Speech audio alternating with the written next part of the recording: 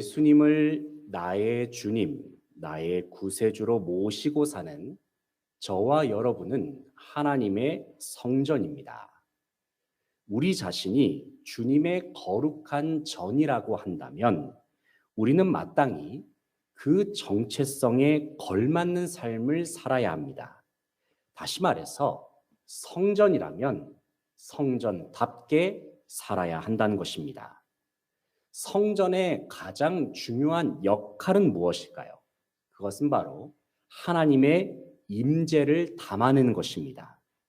구약시대 때에는 하나님의 영광이 성전에 충만하게 임하도록 하기 위해서 당시에 성전을 섬겼던 사람들, 예를 들면 제사장들이나 레위인들은 많은 준비 작업을 했었습니다. 그 모든 내용들이 우리가 잘 알고 있는 모세오경에 아주 자세히 기록되어 있습니다. 한마디로 말해서 구약시대 때만 하더라도 하나님을 성전에 모시기 위한 성막이든 성전이든 성전에 모시기 위한 아주 철저한 준비 작업을 했다는 것입니다. 그런데 이러한 원리는 오늘날에도 동일하게 적용이 됩니다. 다시 말해서 오늘날의 그리스도인들도 자신의 마음속에 하나님을 모시기 위한 철저한 준비 작업이 필요하다는 것입니다. 왜냐하면 이제는 그리스도인 자신이 바로 성전이 되었기 때문입니다. 하지만 오늘날에는 구약시대 때처럼 복잡한 준비 과정이나 절차가 필요하지는 않습니다. 왜냐하면 하나님을 모시는 모든 절차가 예수 그리스도의 이름으로 하나로 다 통합되었기 때문에 그렇습니다. 그러니까 우리가 하나님의 임재를 충만하게 누리기 위해서는 예수님의 이름 하나만 철저하게 붙들고 의지하기만 하면 된다는 것입니다. 사랑하는 성도 여러분, 여러분은 살아계신 주님이 나와 함께 계신다는 사실을 확실하게 경험하고 누리기를 원하십니까? 또 여러분은 주님의 임재 속에서 주님께서 허락하시는 풍성한 삶을 언제나 누리기를 원하십니까? 만약에 그렇다고 한다면 우리의 몸과 마음과 영혼 속에 우리는 오직 예수님의 이름을 반드시 준비할 수 있어야 한다는 것입니다. 그러면 우리 안에 있는 예수님의 이름으로 말미암아 살아계신 하나님의 임재를 우리는 누릴 수 있게 된다는 것이죠. 예수님의 이름을 통해서 우리는 주님의 성전다운 모습으로 나아가게 된다는 사실입니다. 그렇다면 하나님의 성전된 우리가 성전답게 살게 된다면 우리의 삶은 어떠한 변화를 경험하게 될까요? 첫째는 우리의 신앙생활의 깊이가 달라지게 됩니다. 또 둘째는 다른 사람을, 이웃을 대하는 마음이 달라지게 됩니다. 셋째는 삶의 현장을 대하는 태도가 달라지게 된다는 것입니다. 특별히 오늘 본 말씀인 시편 15편 말씀을 보게 되면 방금 말씀드린 하나님의 임재를 누리는 하나님의 백성들의 특징이 잘 묘사가 되어 있습니다. 이 시간 살아계신 하나님의 말씀을 통해서 주님을 모시고 살아가는 하나님의 백성, 성전된 존재인 저와 여러분이 추구해야 할 삶의 방향은 무엇인지 이 시간 말씀을 통해서 함께 생각해 보겠습니다. 첫째는 주님의 임재를 사모해야 합니다. 1절 말씀을 보게 되면 이런 말씀이 나옵니다. 여호와여 주의 장막에 머무를 자 누구오며 주의 성산에 사는 자 누구오리까 말씀합니다. 1절 말씀을 보게 되면 주의 장막, 주의 성산이 언급되어 있습니다.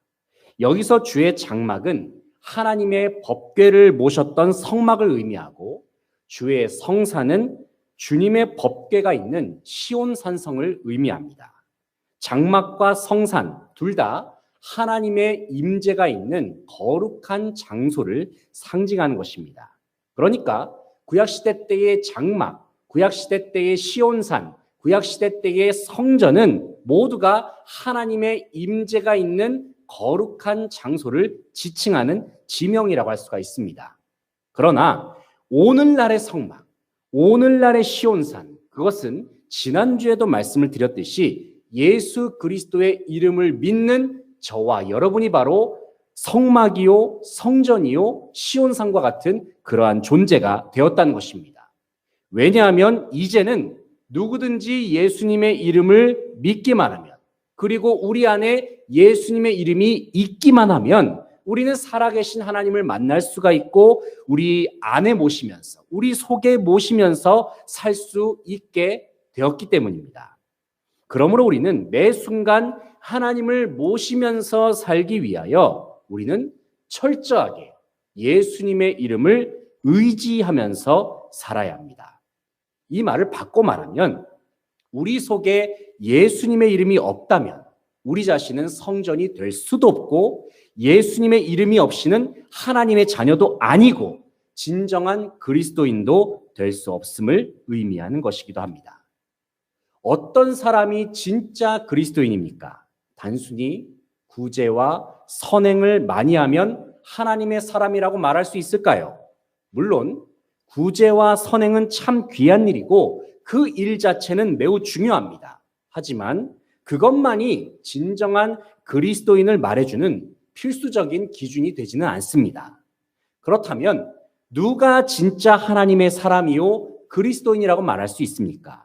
바로 오직 예수님의 이름으로 말미암아 사는 사람, 바로 그 사람이 진정한 그리스도인이라고 말할 수가 있습니다. 히브리서 6장 10절 말씀을 보면 이런 말씀이 나옵니다. 하나님은 불의하지 아니하사 너희 행위와 그의 이름을 위하여 나타낸 사랑으로 이미 성도를 섬긴 것과 이제도 섬기고 있는 것을 잊어버리지 아니하시느니라 말씀합니다. 그러니까 10절 말씀 보게 되면은 너희 행위와 그의 이름을 위하여 나타낸 사랑이라고 말씀하고 있죠. 무슨 일을 하더라도 예수님의 이름으로 행하고 예수님의 이름을 위하여 사는 사람, 그의 이름을 위하여 사는 사람이 바로 진정한 그리스도인이다라고 히브리서는 말씀하고 있습니다. 구제를 하더라도 예수님의 이름으로 하는 사람, 선행을 하더라도 예수님의 이름으로 하는 사람, 오직 예수님의 이름만을 높여드리고 예수님의 이름을 위하여 살아가는 사람이 바로 진정한 그리스도인이라고 말할 수가 있다는 것입니다. 사랑하는 성도 여러분, 예수님의 이름이 우리 안에 있을 때에 하나님은 우리의 선한 행위를 인정하십니다. 날마다 주님을 우리의 마음에 모심으로 인하여 주님께 큰 영광을 돌려드리는 저와 여러분이 되시기를 간절히 바랍니다. 둘째는 이웃과의 관계를 소중히 여겨야 합니다. 본문 2절, 3절 말씀을 보게 되면 이런 말씀이 나옵니다. 정직하게 행하며 공의를 실천하며 그의 마음에 진실을 말하며 그의 혀로 남을 허물하지 아니하고 그의 이웃에게 악을 행하지 아니하며 그의 이웃을 비방하지 아니하며 말씀합니다. 방금 읽은 말씀 속에서 시편 기자는 하나님의 백성이라고 한다면 이웃과의 관계를 소중히 여길 것을 강조하고 있습니다. 그러면서 시편 기자는 몇 가지의 중요한 덕목을 소개하고 있는데 2절 말씀을 보게 되면 정직, 공의, 그리고 진실을 말할 것을 권면하고 있습니다. 다시 말해서 다른 누군가를 속이는 일을 하지 말라는 것입니다. 왜냐하면 하나님께서는 모든 것을 다 알고 계시고 모든 감추인 것까지, 속이는 것까지 다 보고 계시기 때문에 그렇습니다. 그러므로 주님의 백성은 마땅히 올바르게 행동하고 진실되게 말할 수 있어야 한다는 것입니다. 또 3절 말씀을 보게 되면은 하나님의 백성은 이웃에게 악을 행해서는 안 된다고 말씀합니다. 여기서 악이라고 하는 것은 육체적이고 정신적이고 영적으로 해악을 주는 그 모든 일들을 총칭하는 것이라고 할 수가 있습니다. 때때로 알게 모르게 이웃에게 해를 끼칠 만한 일이 있거나 그러한 상황을 만나게 된다면 우리는 과감하게 주님의 마음을 품고 모든 것을 내려놓을 수 있어야 한다는 것이죠. 그리고 예수님의 마음을 품고 이웃을 사랑하는, 그리고 이웃을 섬기는 자리로 우리는 기꺼이 나아가야 할 줄로 믿습니다. 바로 그것이 성전된 자로서 하나님을 우리의 마음에 모시는 삶으로서 나아가는 하나님의 백성의 두 번째 모습이라고 할 수가 있겠습니다. 마지막으로 세 번째는 불의를 미워해야 한다는 것입니다. 4절, 5절 말씀을 보게 되면은 시편 15편에 아주 독특한 구절이 나오는데 4절, 5절 말씀을 제가 읽어드리겠습니다. 그의 눈은 망령된 자를 멸시하며 여호와를 두려워하는 자들을 존대하며 그의 마음에 서원한 것은 해로울지라도 변하지 아니하며 이자를 받으려고 돈을 꾸어주지 아니하며 뇌물을 받고 무죄한 자를 해하지 아니하는 자이니 이런 일을 행하는 자는 영원히 흔들리지 아니하리이다 말씀합니다. 4절 말씀을 보게 되면은 그의 눈은 망령된 자를 멸시한다 말씀하고 있거든요. 여기서 망령된 자라고 하면은 하나님 두려운 줄 모르고 사악한 일을 일삼으면서 온갖 악행을 저지르는 자를 말합니다. 성경에 나오는 이런 악행을 저지르는 사람, 오늘날의 시대에는 과연 없을까요? 얼마든지 있을 수 있다는 것이죠. 만약에 사람이 정말 마음을 독하게 먹고 사악한 일을 저지르기로 작정하게 된다면은 그 누구에게도 얼마든지 쉽게 해를 가하기 마련입니다. 그리고 사람이 마음만 먹으면 사악한 행위로 얼마든지 부당한 이득을 취하기도 하는 것이 요즘 세상의 한 작은 단면 아니겠습니까? 그런데 이어지는 5절 말씀을 보게 되면은 그 사악한 일의 대표적인 사례로서 이런 사례들이 나오고 있습니다. 이자를 받으려고 돈을 꾸어주는 일, 그리고 뇌물을 받는 일, 두 가지를 언급하고 있다는 것입니다. 여기서 5절 말씀에 나오는 이자를 받는 일이라고 한다면은 고리대금업을 지칭하는 말입니다. 다시 말해서 합리적인 이자가 아니라 지나치게 높은 이자로 가난하고 궁핍한 사람들을 궁지로 몰아넣는 일을 의미하는 그러한 표현이라고 할 수가 있겠습니다.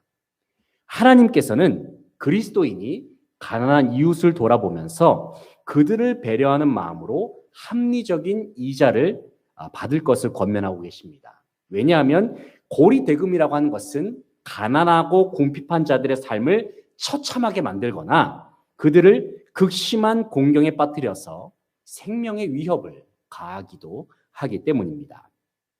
또 한 가지 말씀을 보게 되면 5절 말씀의 중간 부분에 언급된 것처럼 뇌물에 대해서 경계하라고 말씀하고 있습니다. 여기서 뇌물이라고 하면 사람의 올바른 판단을 흐리게 만들죠. 우리가 그리스도인이라고 한다면은 그리스도인답게 살아야 하고 우리가 하나님의 성전이라고 한다면 성전답게 살아야 하는데 이 뇌물이라고 하는 것이 그러한 것들을 방해한다는 것입니다. 그렇다고 한다면 우리는 주님께서 우리에게 주신 예수님의 마음을 지키기 위해서 우리는 어떻게 해야 하는가? 바로 모든 세상 유혹, 오늘 본문 말씀에 언급된 단순히 뇌물, 이자를 받는 일, 이것을 넘어서서 우리는 모든 세상 유혹으로부터 우리의 마음을 지킬 수 있어야 한다는 것입니다. 비단 뇌물뿐만이 아니라 또 단순히 그런 고리대금업만 의미하는 것이 아니라 우리의 판단을 흐리게 만드는 모든 세상 유혹으로부터 우리 자신을 지키고 보호하는 것이 바로 우리가 가져야 할 마음의 자세라고 하는 것입니다. 우리가 끝까지 주님께서 주시는 마음을 지켜냈을 때에 주님께서는 우리에게 놀라운 약속을 말씀하십니다. 5절의 하반절 말씀을 보게 되면 이렇게 말씀하시죠. 이런 일을 행하는 자, 다시 말해서 모든 유혹으로부터 자신을 지켜낸 자들은 하나님께서 어떻게 하십니까? 영원히 흔들리지 아니하리로다 말씀하고 있습니다. 그러므로 사랑하는 성도 여러분, 예수님의 마음과 주님께서 주시는 굳건한 믿음으로 말미암아 모든 불의함과 유혹에 대해서 물리칠 수 있는, 예수 그리스도의 이름으로 물리칠 수 있는 저와 여러분이 되시기를 간절히 소망합니다. 오늘 말씀을 정리하겠습니다. 사랑하는 성도 여러분, 시편 기자는 오늘 본 말씀 1절 말씀에서 이렇게 질문하고 있죠. 여호와여, 주의 장막에 머무를 자 누구 오며 주의 성산에 사는 자 누구니까 질문하고 있습니다. 주의 장막에 머무는 자, 주의 성산에 사는 자가 누구입니까? 바로 이 자리에 함께한 저와 여러분이 주님의 장막이요, 주님의 거룩한 산이요, 주님의 성전인 줄로 믿습니다. 그러므로 사랑하는 성도 여러분, 우리 모두가 예수 그리스도의 이름을 모시는 장막이요, 성전임을 먼저 기억할 수 있기를 간절히 바랍니다. 그래서 주님의 임재를 날마다 사모하고 주님의 마음으로 이웃을 섬기고 더 나아가서 세상 속에서 하나님의 정의와 하나님의 공의를 드러내고 나타냄으로 말미암아서 주님의 성전다운 모습을 통하여 하나님께 영광을 돌리며 나아갈 수 있는 저와 여러분의 모든 삶이 될 수 있기를 간절히 바라고 소망합니다.